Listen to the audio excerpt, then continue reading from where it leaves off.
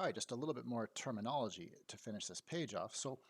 And some of these words we've already encountered in the last few minutes, but let's just formally go through them now. So a solution to a linear system, really, that just means what do the variables have to be, right? So formally speaking, it's an assignment of values to the variables that makes each of the equations true, or just to put it more briefly, just that satisfies each equation. So that's what a solution is. So in the previous example, here was a system, and here was a solution. It's an assignment of values to the variables. The variable x got assigned the value 7/3, and the variable y got assigned the value 4/3. So that's an example of a solution. So, and some linear systems, in fact, lots of linear systems, will have more than one solution. They won't just have one solution, they'll have many different solutions.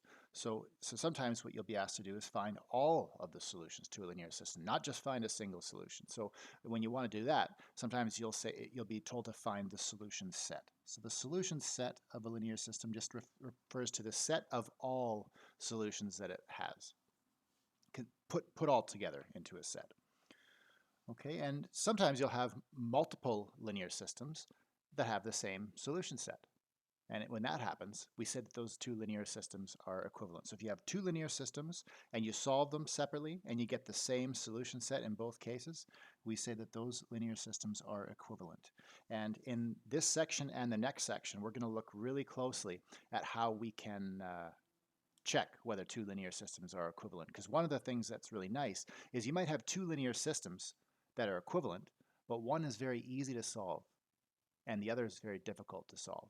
Well, if one of them is easier to solve and you know they have the same solution set, then why not just consider the simpler one or the easier linear system, right? So that's going to be the kind of a theme that underlies a lot of our reasoning in the next in this section and the next section.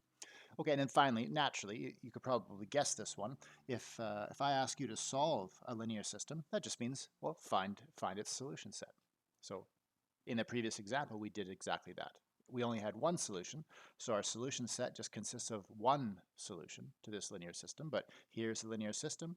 Here was our work that we applied in order to solve it, and here was the solution set that we came up with.